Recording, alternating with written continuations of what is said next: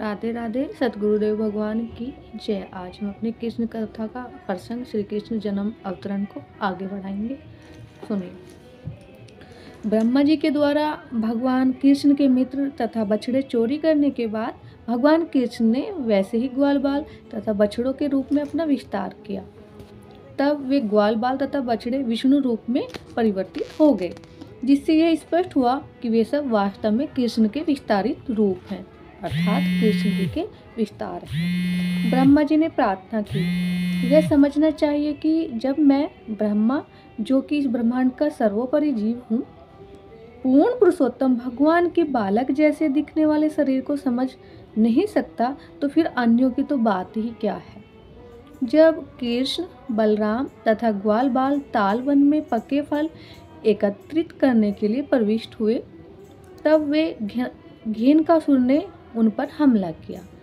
बलराम ने घेनकासुर को गोलाकार घुमाकर ताल वृक्ष पर पटक दिया और मार डाला। भगवान कृष्ण ने कालिया नाग के फनों पर नृत्य किया, जो कि दृश्य हुआ आपको सर्वविदित है कालीदे में, वृंदावन में जो कालीदे जगह है वहाँ, जिसने यमुना नदी के जल को विषाक्त कर दिया था। कृष्ण को हराने में असमर्थ रहते हुए कालिया को समझने में आने लगा कि वे पूर्ण पुरुषोत्तम भगवान हैं और उसे उनकी शरण में जाना चाहिए। भगवान बलराम ने अपनी मुट्ठी से दानव प्रलंबासुर को मार गिराया, जिसने ग्वाल बाल का छद्म रूप धारण कर रखा था और जो कृष्ण तथा बलराम का अपहरण करने के लिए आया था।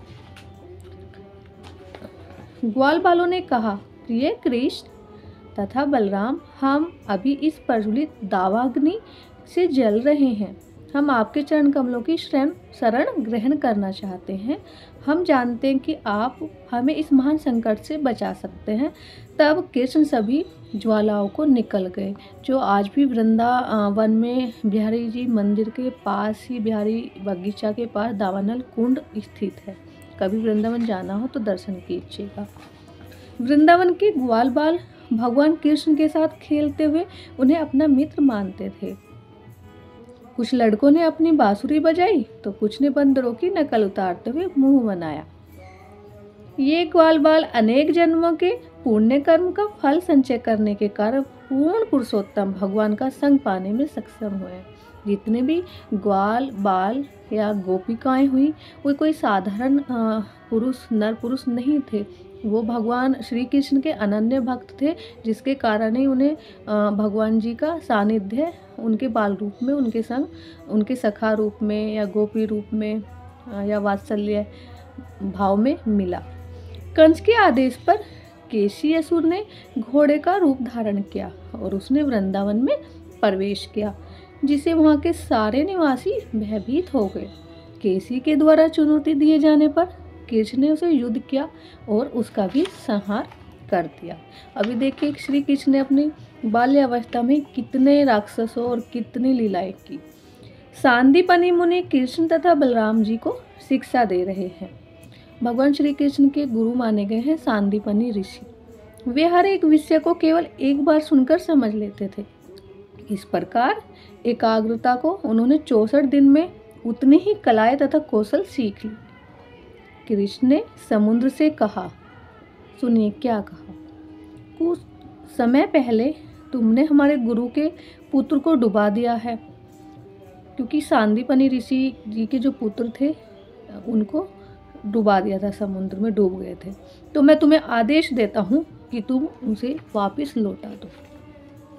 देखिए भगवान श्री कृष्ण की करुणा। रास नृत्य में कृष्ण अपना विस्तार एक जैसे रूपों में करते हैं, गोपियों के संग, जो उनकी आराधना शुद्ध प्रेम करती थी। भगवान कृष्ण बहुमूल्य रत्नों से सजे सोने के हार में जड़े नीलमणि के लॉकेट के समान दिख रहे थे। श्री कृष्ण तथा श्रीमती राधा रानी, जो उनकी आह्लादनी शक्ति है। भगवान बलराम ने यमुना नदी को बुलाया, जिससे वे उसके जल में क्रीड़ा कर सके, लेकिन यमुना जी नहीं आई। तब बलराम जी ने यमुना जी को अपने हल में सैकड़ों छोटे प्रवाहों में विभाजित करने की धमकी दी। तब डरी हुई यमुना देवी बलराम जी के समक्ष प्रकट हुई, उनकी कृपा और याचना करने लगी।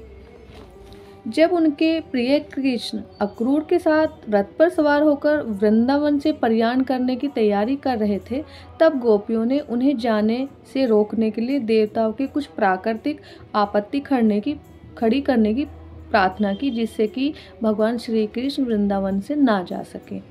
यह सफल नहीं हुआ, तो उन्होंने स्वयं जाकर रथ को रोकने का प्रयास किया। ये देखिए गोपियों का श्री कृष्ण के प्रति प्रेम। उद्धव कृष्ण का संदेश गोपियों को देने के लिए वृंदावन आए, किंतु राधा रानी कृष्ण के विचारों में इतनी मग्न थी कि वे एक भोरे को संदेशवाहक समझकर उससे बात करने लगी। कृष्ण तथा बलराम मथुरा नगरी में पहुँचे। आगे का प्रसंग कल, क्योंकि लंबा भी हो जाएगा तो आपको परेशानी ना हो और मुझे भी ड्यूटी के लिए निकलना है। तो मेरा तो स्वाध्याय हुआ, प्रभु करे आपको भी इसमें आनंद आए, तो आपको भी भगवान की लीला श्रवण से जो प्रेम उत्पत्ति है उनकी, उसकी प्राप्ति हो, भक्ति की प्राप्ति हो, ये प्रभु से बारंबार कामना है। जय जय श्री राधे, जय जय श्री श्याम। वृंदावन बिहारी लाल की जय, गुरुदेव भगवान की जय।